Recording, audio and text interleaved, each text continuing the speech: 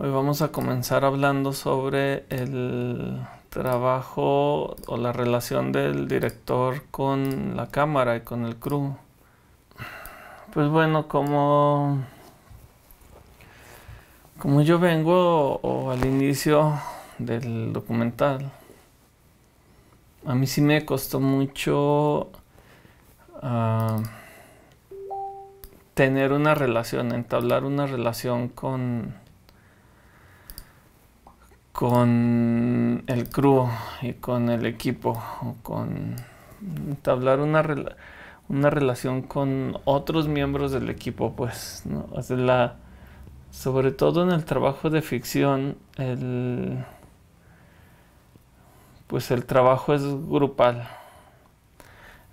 Cuando uno ve el Oscar y estas entregas de premios, uno escucha que le agradecen al equipo, que es un trabajo de equipo, que es un trabajo grupal. Ah, pues es cierto. El problema está cuando uno no es lo suficientemente, cuando a uno le cuesta relacionarse con los demás miembros del equipo, comunicar sus propias ideas. Porque es mucha gente la que se relaciona. Y entre más grande el proyecto, más gente involucrada hay.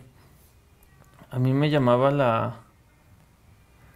la atención cuando comencé a estudiar y revisar material, cómo algunos directores decían que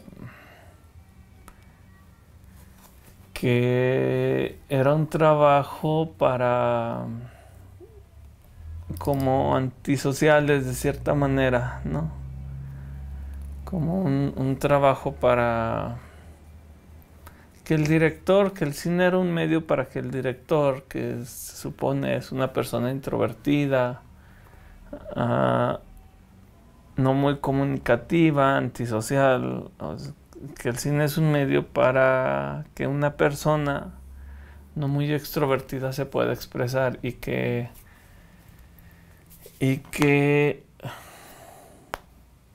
uno no esté al frente de los proyectos, ¿no? Creo que no hay cosa más falsa que eso. Yo había escuchado eso en directores como Tim Burton o Tim Burton, que pues es un personaje muy introvertido, extravagante, poco sociable en cierta forma, ¿no? Lo mismo con George Lucas cuando dirigió la primera película de Star Wars. De hecho es interesante, George Lucas nomás dirigió 3 películas y luego las otras 3 presecuelas de Star Wars, o sea, solo 6 películas en toda su carrera. Y Lucas decía que cuando él dirigió Star Wars, la primera película de Star Wars, casi nadie ni siquiera lo escuchaban hablar, que se tenían que acercar a escucharlo porque hablaba en un tono tan bajo y no sabía expresarse ni comunicarse con los demás. Y, y que Lucas no sabía cómo dirigir a sus actores y que nada más decía más rápido, más lento. No, solo hace eso más rápido, hace esto más lento. Pero si uno ve Star Wars, la visión de Star Wars es tan precisa. O sea, si uno ve el episodio 4, la película que dirigió Lucas, la visión es tan precisa y tan profunda y tan obsesiva que es imposible que una persona que no pudiera ni supiera cómo comunicarse pudiera hacer. O sea, hay un entendimiento con todos los departamentos, con todas las personas que participan en esa película. Por más libertad que les diera, que no se puede lograr con una persona que no sepa cómo comunicar lo que quiere. Lo mismo con Burton, ¿no? O Barton, Tim. O sea, por más introvertido y extraño que sea, uno no puede lograr una película como El joven manos de tijera o Sleepy Hollow, o incluso las últimas, Dark Shadow, que a mí me gusta mucho, Sombras Tenebrosas, ¿no? Miss Peregrine o la que sea, sin, sin tener una visión tan clara de lo que quieres lograr con los personajes, con el vestuario, con el arte, con la iluminación, con los movimientos de cámara. Eh, sí es un medio de la ficción, es un parque de juegos en muchas formas, es un terreno de juegos donde el director tiene herramientas pues para expresarse, ¿no? Para tratar de manifestar o de hacer lo que quiere lograr, ¿no? O sea, materializar de la página del guión a algo visual. Cuando yo comencé,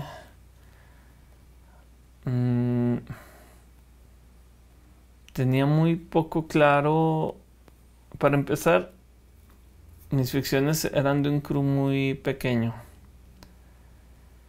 No era mucha gente, ¿no? Yo comúnmente hacía de todo, o sea, yo hacía la cámara, hacía la foto, hacía, no el sonido, aunque lo que hacía era ponerles lavaliers para registrar, como si estuviera haciendo un documental, ¿no? Y mis películas eran muy limitadas, ah, por el hecho de que no buscaba involucrar más gente aparte de los actores, porque tenía un valor de producción. El valor de producción es muy latoso aquí, ¿no? O sea, todo cuesta, en esencia. Todo cuesta. Les quiero poner un poco de lobo. Yo me apoyaba mucho en las locaciones. O sea, recuerdo apoyarme mucho en las locaciones prácticamente. La voy a adelantar aquí al lobo hacia el final. Y usaba las locaciones existentes. No trataba de manipular los espacios ni de tener una propuesta distinta, ¿no? Por eso buscaba algo que me diera un cierto valor de producción, donde los espacios vistieran. Esto es algo que yo le aprendí a Manuel Saldívar, que es un amigo de hace muchos años, pero también es la persona de adquisiciones en un canal Cine Mexicano que está en los Estados Unidos. Y Manny me decía, cuando hice La Garganta del Diablo, me decía que le buscara lugares llamativos, que fueran vistosos a la vista, que buscara espacios vistosos, exteriores, en cierta forma, porque estas películas buscaban ir a un mercado a los Estados Unidos, y los mexicanos en los Estados Unidos pues querían ver México, ¿no?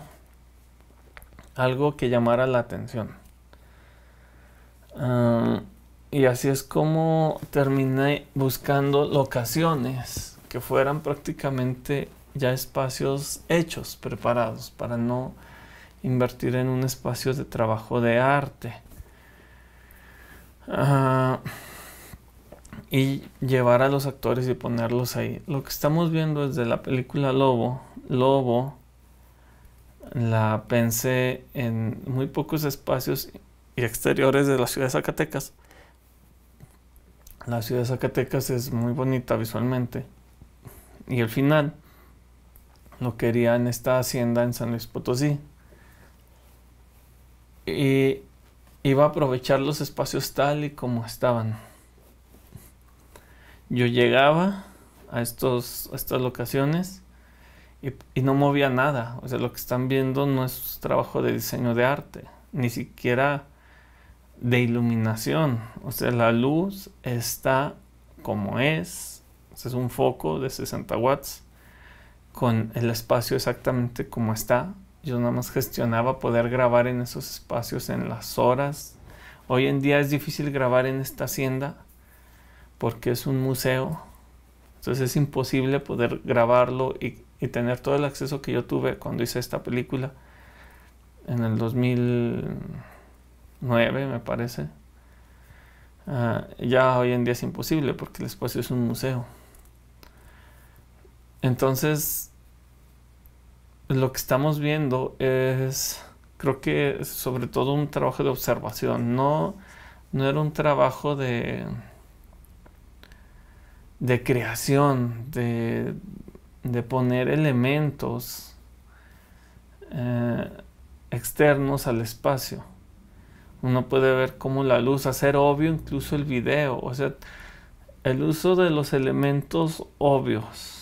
No voy a vender ni a decir que estoy haciendo una película de 60 millones de dólares porque ni se ve, ni siquiera de una película de 100,000 pesos. O sea, es un proyecto que es muy honesto, creo, por lo menos en lo que ofrece. De decir, no tengo luz, se me revienta el grano en la cámara porque la cámara no da un registro más sensible, ¿no? Y es abrazar todo eso porque si no, uno no va a hacer nada. Yo recuerdo tener muy presente cuando hice estas películas, las películas del principio de finales de los 90, principios del 2000, como La Bruja de Blair, como El Mariachi de Robert Rodríguez, varias películas de Steven Soderbergh. Steven Soderbergh fue de los primeros pioneros en el uso del video. Incluso Lars von Trier cuando hizo Rompiendo bajo las olas, cuando hizo esta película de Björk donde se va quedando ciega, que no recuerdo el nombre, Bailando en la oscuridad, el movimiento Dogma, lo que hacía gente como Lars von Trier, Robert Rodríguez que hacía de todo, ¿no? Hacía cámara, editaba, dirigía, escribía. Mini Espías 2, que es de Robert Rodríguez, me sorprende porque el sujeto hace la música, edita, fotografía, es el supervisor de efectos especiales, hace todo, pues, ¿no? Y esta multitarea que uno hacía, pues, no sé, era lo que podía hacer. O sea, yo no iba a ponerme a... Yo quería hacer las cosas. Y por el puro hecho de quererlas hacer, creo que ejercitaba la facultad de observar, ¿no? Y de acoplar. Ya les había hablado en términos de producción, escribir para producir, ¿no? Pensar para producir. Diseñar el trazo escénico como director, el trazo de la cámara, el trazo de los actores en base a las condiciones de producción, ¿no? Y aquí usé, por ejemplo, en Lobo, creo que es una influencia muy marcada del cine de Jaime Humberto Hermosillo y posteriormente de Arturo Villaseñor. El usar tu casa, el usar tu mundo cotidiano, externo, para poder hacer las cosas, ¿no? Y te acoplas, porque en cierta manera, si tú produces en tu propia casa, tú incluso sabes cómo entra la luz y más o menos a qué hora. Uno tiene un estudio muy grande de las condiciones de iluminación, de las condiciones sonoras, de las condiciones geográficas de sus espacios, incluso de su propia ciudad. Ya luego con los años que hiciera Tritón, ahorita les pondré un poco de Tritón, y platicando con Arturo, pues nos dimos cuenta de eso. Uno produce en su casa, ¿no? En sus espacios.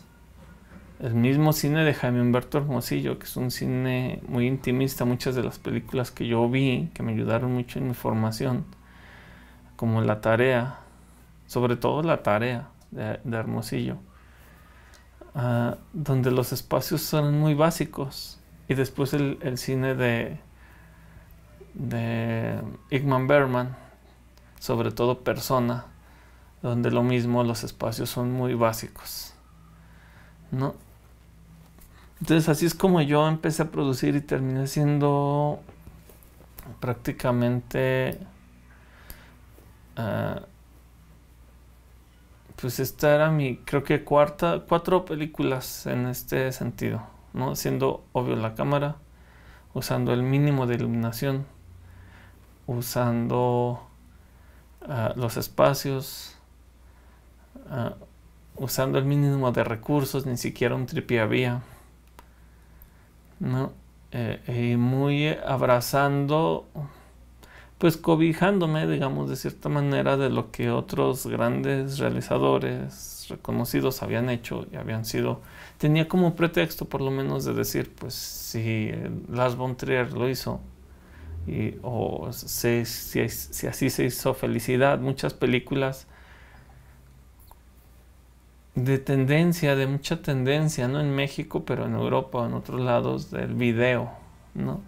Incluso recuerdo una película de Mike Figgis que se llama Time Code o Código de Tiempo, donde en una cámara de video, y sale Salma Hayek, se divide la pantalla en cuatro y hay un terremoto, y no es tanto lo narrativo sino la experiencia. Y quizá ahí, si lo hace Alfonso Cuarón y agarra una cámara de video, lo hace Steven Soderbergh, que acababa de ganar el Oscar en el 2000, pues tiene relevancia. Si lo hace un sujeto X en la calle, pues no, y se ven como errores. Pero bueno, yo sentía que estaba abrazando, digamos, esta teoría, ¿no? Estas ideas de esta gente, ¿no? De estos ejemplos. Les voy a poner la máquina otra vez, otra parte de la máquina del diablo, supongo. Cuando hicimos la máquina del diablo, sí hubo un trabajo distinto, porque sí había un trabajo de diseño, lo que nunca había hecho en ninguna otra película, en ninguna otra producción, y un trabajo con un fotógrafo en específico. Antes de la máquina hice un corto que se llama La Casa de los Juguetes. Este corto no tiene un trabajo de arte como tal, un departamento ni un sonidista, pero sí tiene un fotógrafo, por lo menos un fotógrafo, un par de días, ¿no? Y después, cuando hice la máquina, comencé, digamos, oficialmente mi entendimiento y mi trabajo con más personas, ¿no? Con mayor miembro del crew, digamos. Esta fue la primera película donde, perdón, déjenle le adelanto. La primera película donde sí tengo un trabajo de arte. Marco Casillas, que fue el productor, fue el que me acercó gente de arte. Estuvo Eduardo Villasana en la fotografía, donde ya metíamos más luces. Guillermo Gómez en el maquillaje, que Guillermo quizá ha sido el departamento más constante que he tenido en mi carrera haciendo ficción, porque Guillermo me ha apoyado en el trabajo de prótesis y efectos y golpes desde Lobo prácticamente, ¿no? Y en la máquina todos los espacios sí estaban manipulados. O sea, sí, tuve la posibilidad en ese momento, cuando hicimos esta película, de mover los espacios. Y por ejemplo, aquí, esta imagen pausada, se reacomodó ese cuarto. Todos los cuartos y espacios que vemos en esta película están reacomodados. En una de las fotos que vemos ahí a un lado son fotos de Hitzel, ¿no? El oso lo aportó Hitzel. Entonces se enmarcaron los cuadros, ¿no? La luz, ahí hay iluminación, o sea, no es la luz natural que entra por la ventana, ¿no? Es una luz producida, generada en una de las escenas anteriores que vimos, que era supuestamente de noche, realmente era de día. Tapamos todo este espacio que están viendo se reorganizó. Aquí, pues por azares del destino, yo tuve esta casa en la que produjimos la máquina por un par de años a mi disposición y pude hacer esto. Mi casa propia la manipulamos también en términos de trabajo de diseño de arte, por ejemplo, de iluminación. Le adelanto un poco a estos espacios, por ejemplo. Aquí.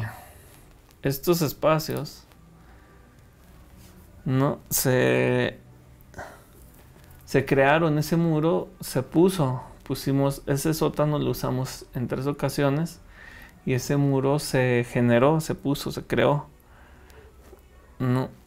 Es un espacio que usamos para el demonio, para el sueño, la secuencia de sueño que ahorita vieron, y pusimos el muro. Yo estaba muy contento, me acuerdo, porque pues era mi primer muro artificial. O sea, es un logro en cierta manera a veces tener algo tan básico como un mugroso muro para romper.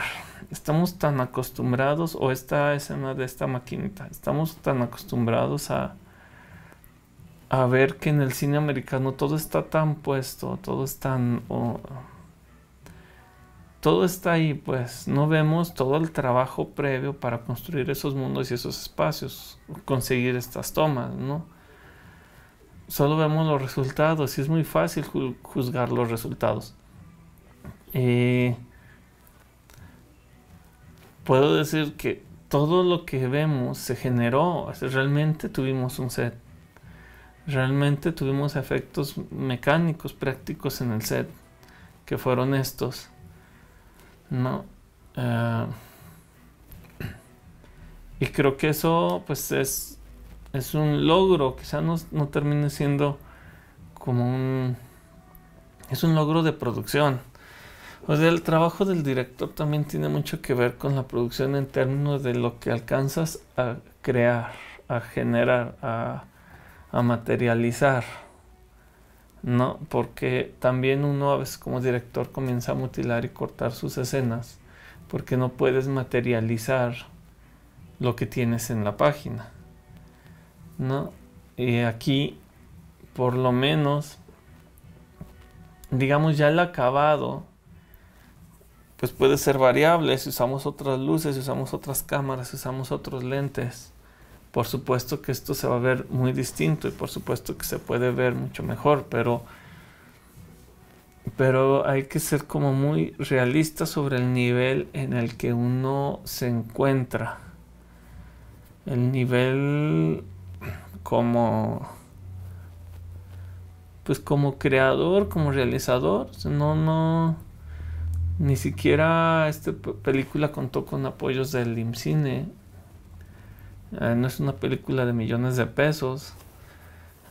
Es una película hecha con el ánimo de hacerse. Si me preguntan por qué no, o sea, si me preguntan por qué no dediqué más tiempo a buscar hacerlo mejor, fue porque hacerlo me puede llevar muchísimos años. Muchos años, creo ya lo había mencionado por ahí. O sea, te puede llevar a hacer una película unos 8 años o 10 años. Quizá alguien dirá, sí, bien. ¿no? Ah, pues quizás sí, pero también yo no quiero ser un hombre de una sola obra, ¿no? O no quiero, quizá después de estas, me dediqué a 6 años a gestionar recursos para hacer una película, pero a mí me ha interesado mucho comprender y saber del proceso. Esta escena que acabamos de ver son 3 locaciones diferentes, ¿no? Y teníamos 2 lámparas nada más cuando hicimos esta película. Ha sido un crecimiento. Creo que uno tiene que ir creciendo, no solo en su maduración del uso del medio, en su defensa de sus proyectos, sino técnicamente también en la posibilidad de adquisición de recursos.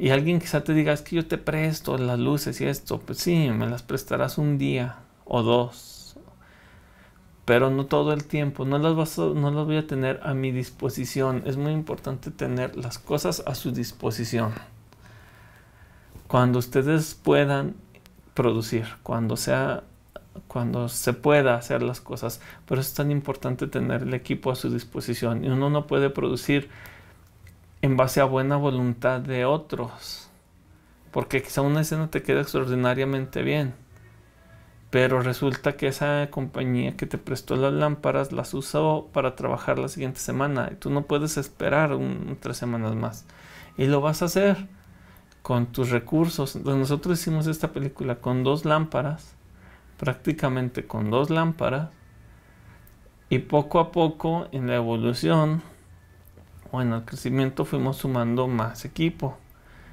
¿no? No sé hasta qué punto quizá en el futuro podamos, o sea, yo creo que es o tener el equipo a tu disposición o tener los recursos suficientes para que los puedas rentar y no tengas la necesidad de adquirir todos esos recursos, ¿no? Tampoco es indispensable que tengas todos los fierros o todo el equipo de tramoya, tampoco es necesario, pero cuando uno produce en un esquema largo, que esta película, La Máquina, se hizo, este es el mismo sótano que vieron que está golpeando, en un esquema largo es importante tener el equipo a la mano, ¿no? Esa luz que se ve es de las pocas luces que usamos y regresamos a los mismos espacios. Y aquí la comunicación entre el arte y la fotografía fue, digamos, un poco más, o sea, en cierto sentido accidentado. O sea, hay mucha gente que hace, ¿no? Digamos, una paleta de colores. Sí había, o sea, la gente de arte, Cristi, Mariel, Pilar, sí eran conscientes sobre el color en todos los cuadros, ¿no? En las escenas que se iban a poner.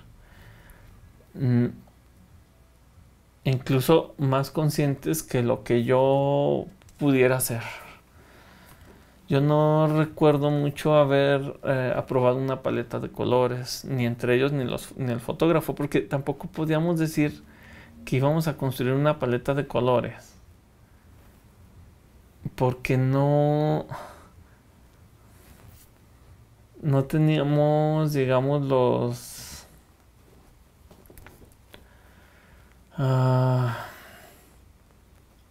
pues creo que ahí fue sobre todo como la suficiente comunicación, no hubo la suficiente comunicación y estábamos muy concentrados en lograr ciertas escenas. Les voy a adelantar, bueno, por ejemplo, esa era mi casa, mi colchón lleno de sangre, ¿no? Y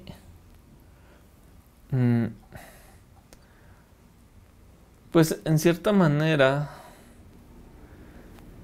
quien termina dando salida a el vestuario, al arte, a la fotografía y a la colocación de la cámara soy yo, es uno como director. Yo recuerdo estar ahí trepado arriba sosteniendo la cámara con un lente amplio. Y es uno, digamos, es uno el que lo aprueba, ¿no? Ah, pero creo que o sea, es importante, digamos, aprobarlo dentro de un sentido de realidad de lo que estás haciendo, ¿no? O sea, yo apruebo este cuadro, ah, porque es el mejor cuadro que puedo conseguir en este momento. Y avancemos, o sea, lo que sigue, ¿no? Mm, Esta aquí creo que es importante todos estos espacios en casa de Julia Robles se diseñaron, o sea, fue un trabajo muy grande del departamento de arte. ESP se dibujó sobre ese muro, se pintaron muros de rojo, porque yo sí quería estos colores instintivamente, creo más que de una manera consciente, tener el rojo presente, y es algo que buscábamos constantemente en los espacios, ¿no? Y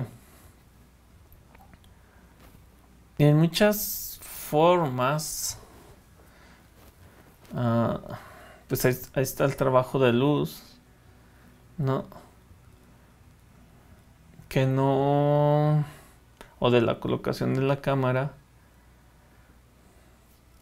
pues que uno determina a través del storyboard. Yo recuerdo haber hecho muchos storyboards, toda esta película se hizo a través de storyboards. Y le pasé este libro de storyboards a Eduardo. Y grabamos esta película sobre todo a 2 cámaras, me parece, sobre todo para la segunda parte. Grabamos la primera a 1 cámara, íbamos poco a poco y después fuimos aumentando a 2 cámaras. Déjenle adelanto a lo de a esta escena del demonio.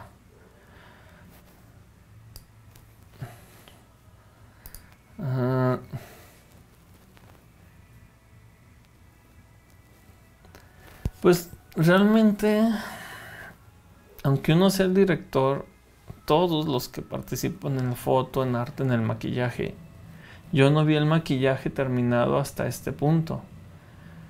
O sea, todos, ah, digamos, ni vi el maquillaje terminado, ni entendía cómo iba a quedar bien el espacio, ni entendía cómo se iba a iluminar hasta que todos estuvimos en estos lugares,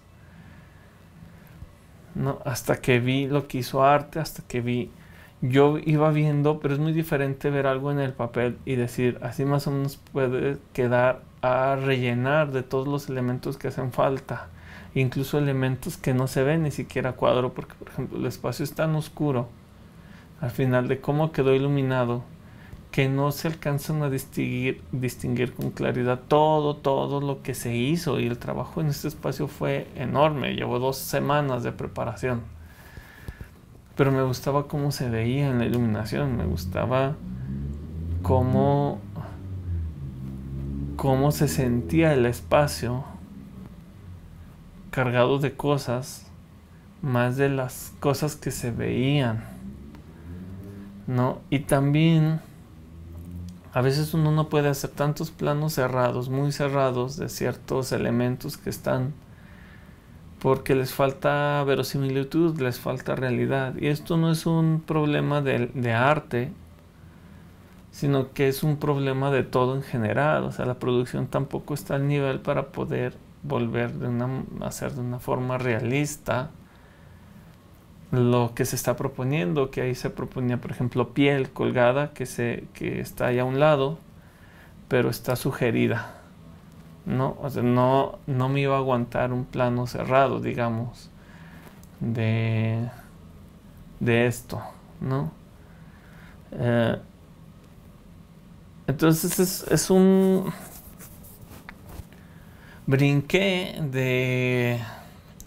de registrar todo como a mi instinto se veía, a tener un equipo, a tener pues sí, un equipo grande para esta película, donde yo delegaba y pasaba la carga para poder lograr estas escenas, ¿no? O sea, no todo tiene que ser determinado por uno. Es imposible que uno determine todo lo que se ve en el cuadro, cómo se mueven, cómo se ven, cómo uno sí decide, por ejemplo, ahí mismo, cosas sobre la ropa, sobre los actores, sobre todo, sobre la movilidad del personaje, sobre las colocaciones finales de la luz. Uh, es muy importante el trabajo con el fotógrafo.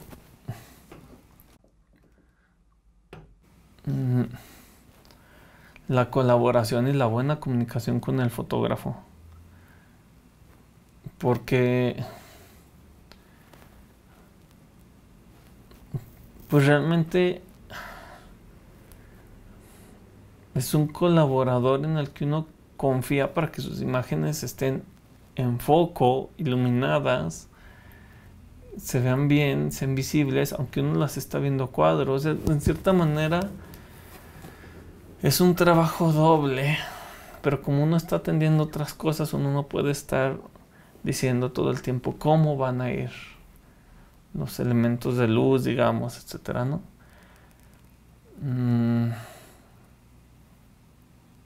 Por eso creo que es muy importante contar con un equipo y no ser tan controlador, ¿no? No ser tan controlador sobre el resultado en pantalla. Permitir que los demás aporten, que te ayuden, permitir que te ayuden, que te permitan llevar la carga de la producción. En el caso de la máquina, pues mucho de este trabajo, mucho del trabajo que debimos de haber hecho en preproducción se hizo durante la producción. O sea, fue una película durante que la preproducción y la producción iban juntas. Íbamos preproduciendo y produciendo a la vez en periodos muy cortos, como hacer rallies, como hacer cortometrajes todos los fines de semana. ¿No? Era una experiencia de rally, de hacer un cortometraje cada fin de semana. Así fue como se hizo la máquina. Les voy a poner, digo, ya les había puesto Beber de tu sangre.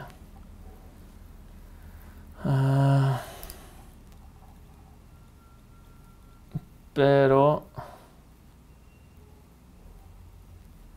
ay, no me acuerdo dónde está.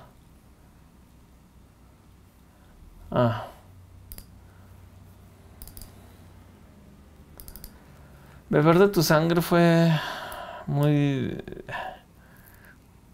diferente porque, o sea, poco a poco he ido acoplándome o tratando de hacer las cosas como se supone se hacen. Y empecé como al revés. Empecé inspirándome en toda esta gente que rompió reglas para producir y para yo poder producir. Y terminé como diciendo, está bien, vamos a hacerlo como dice el libro, ¿no? Un proceso de preproducción largo. Un trabajo con el fotógrafo más largo, más reflexionado. Un trabajo de diseño más reflexionado. O sea, vamos a hacer esto como dicen que es, ¿no? Y para Beber de tu sangre, que es esta película, tuvimos varios meses de preproducción. No tuve a alguien de arte, pero el no tener a alguien de arte, sí tener a Eduardo Villasana, quien es el mismo fotógrafo de la máquina, me permitió o nos permitió tener más control sobre toda la gama de color, ¿no? Sobre los espacios y la gama de color.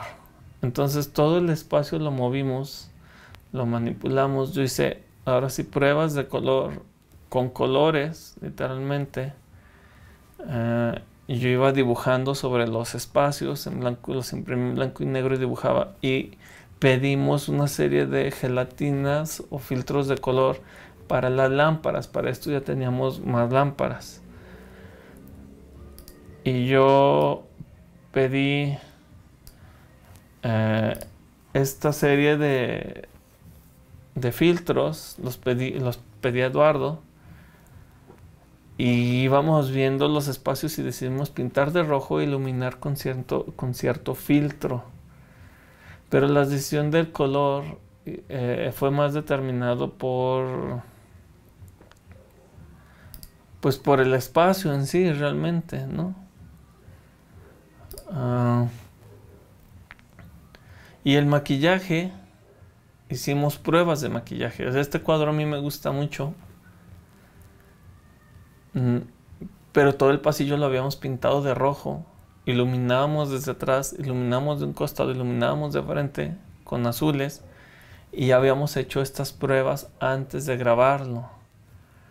Ya había hecho yo algunas pruebas incluso con incluso la textura de la sangre. Ya era pues a través de una experiencia a través de los años, digamos, ¿no?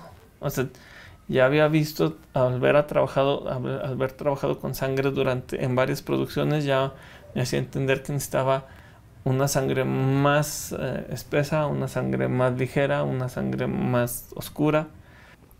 Y estas las hicimos pruebas, incluso las antorchas que se ven ahí al fondo, hicimos pruebas antes.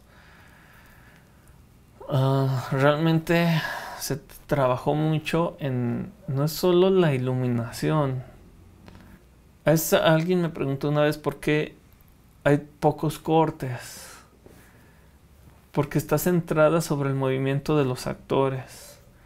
Porque la escena no requiere de que se muevan más. Porque lo que dicen requiere de cierta atención y concentración.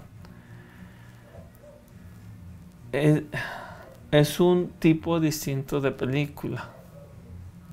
No es como una película de acción, digamos, donde requieras de muchos cortes, ¿no?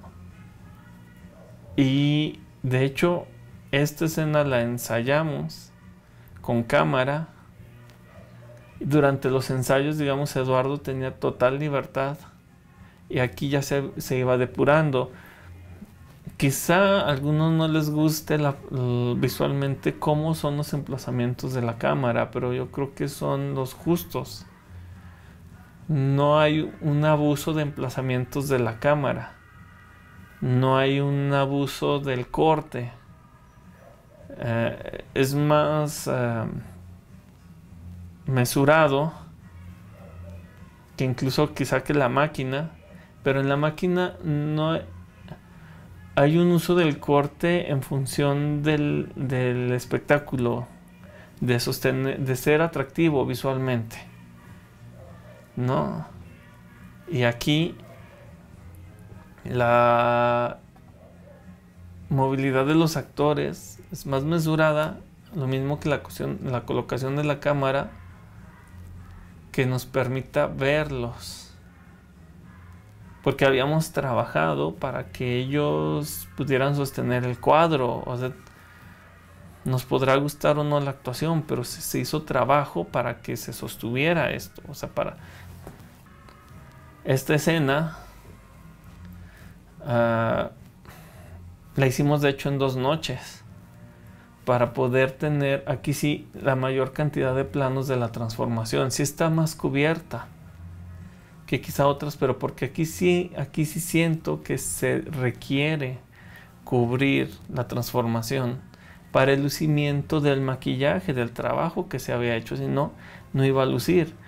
Aquí sí hay La colocación de la cámara no está en función de lo que dicen los personajes o de la intención del diálogo o del contenido del diálogo, está en función del lucimiento del diseño de esta criatura.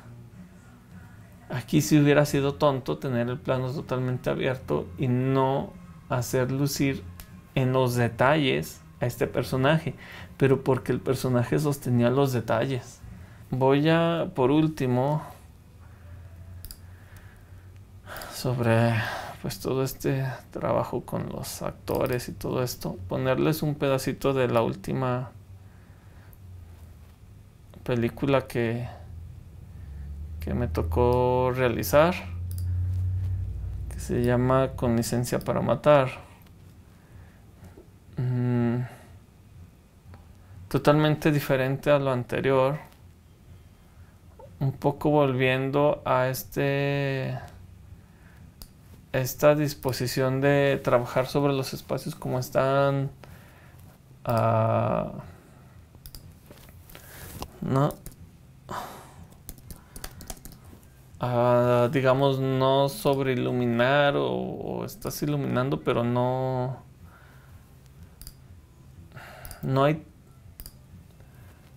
tanto trabajo como en, por ejemplo, Ver de tu sangre o incluso La máquina del diablo. No, hay mucho trabajo. Sí hay trabajo, pero está en otra función, está en otro punto. O sea, realmente es ser honesto con el proyecto que estás haciendo y asumir que la atención en ciertos proyectos es otra. No será el arte, no será la foto, no será el maquillaje. Quizás el movimiento, quizás la estructura, quizás son las actuaciones. Y, por ejemplo, esta escena, que es una balacera, pues tiene muchos cortes, ¿no? Y no podemos, y se hizo con luz natural.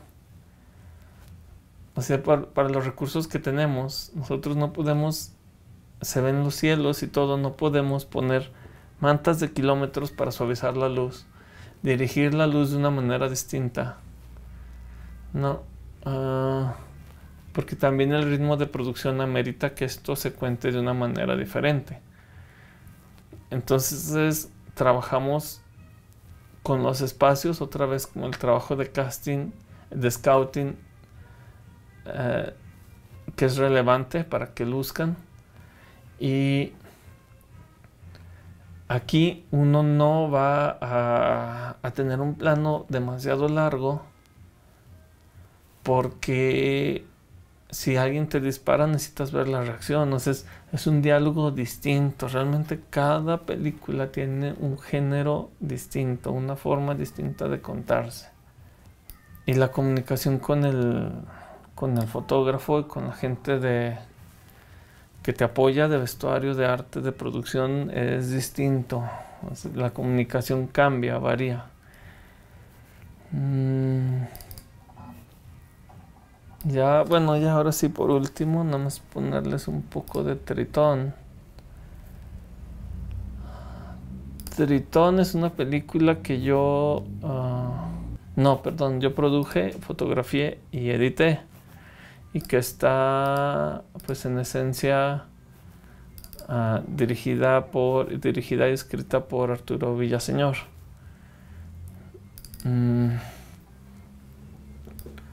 Y Tritón, yo, por ejemplo, como fotógrafo,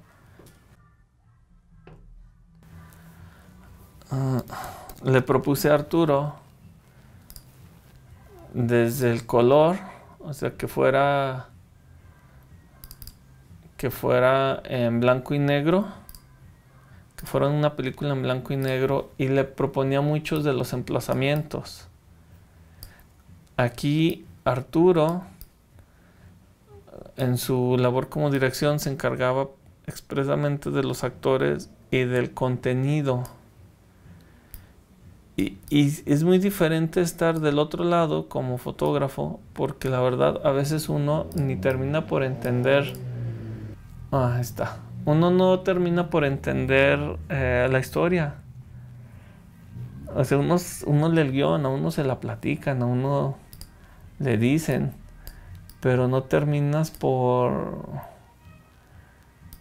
entender del todo lo que estás haciendo. Ahí, de hecho, haciendo Tritón, me di cuenta todavía más del trabajo de dirección,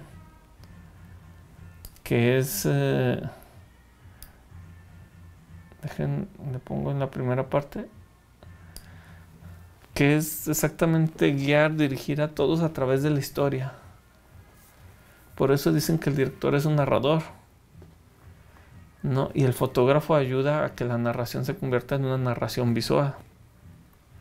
Y el director plantea su narración y te va guiando y va guiando a los actores y a todos. Y solo el director tiene la visión global de hacia dónde va la historia y de lo que quiere conseguir con ciertos momentos en la historia. Eso lo aprendí cuando no estaba dirigiendo en Tritón. Me di cuenta que lo que yo había hecho antes era tener una visión global de la película. Y entendí cuando todos me decían, ah, mira, sí pegó. Ah, mira, ahora entiendo de qué trata.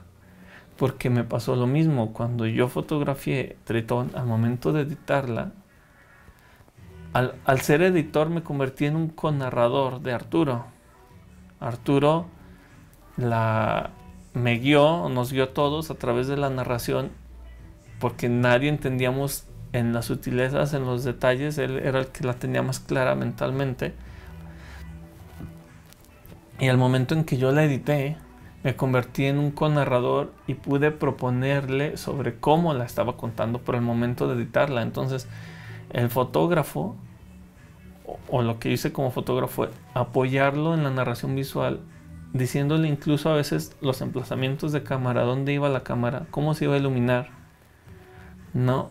Aprobada por él, por supuesto. Yo como director me involucro quizá mucho más en dónde va la cámara y cómo se va a iluminar, quizá a veces demasiado.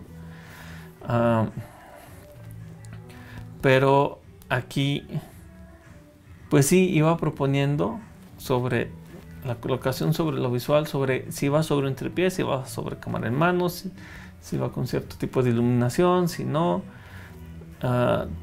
todo esto, pero no entendía la historia. O sea, realmente no la entendía en lo general, pero no de una forma concreta, ¿no? Ese fue Arturo. Y al momento de editar, que bueno, ya hablaremos de eso en la siguiente clase, sí me volví un co-narrador. Aquí, para acabar, fue lo mismo. O sea, las únicas dos películas donde sí he trabajado con gente de arte, incluso yo hice el arte de Beber de tu sangre, pero sí hay un trabajo de arte sobre el color en apoyo a la fotografía. En todas las demás películas no. Y es el ojo hacia el espacio, la integración del espacio, aceptar el espacio como está, incluyendo Tritón, Licencia para matar, Lobo, todas estas películas. Es un trabajo distinto ¿no? Se trabaja, digamos, con el fotógrafo y el sonidista. El sonidista, ya para acabar, es un asunto complejo. El sonido es un asunto complejo. Uno tiene que confiar en el sonidista. Uno no puede estar en el sonido también escuchando que esté bien el audio, que no meta ruido, que se escuche bien. Y uno tiene que confiar. Y a veces pasan accidentes. En Tritón perdimos una escena completa de sonido. Y a veces el sonidista no puede ir. Y la constancia del equipo es muy importante. Que haya constancia. Por eso sí apoyo el esquema de tener a todos encerrados 15 días, un mes o un mes y medio, cuando se tiene la forma de hacerlo. O sea, para eso sí es muy bueno porque hay una constancia, los tienes todos ahí. Cuando adoptas otro esquema de producción, sí hay ciertas inconstancias en el equipo y se rolan los cargos, se rolan ¿no? las funciones y uno termina haciendo de todo un poco. Pero bueno, pues es todo ahorita, es todo de esta mentada clase. Nos vemos, saludos.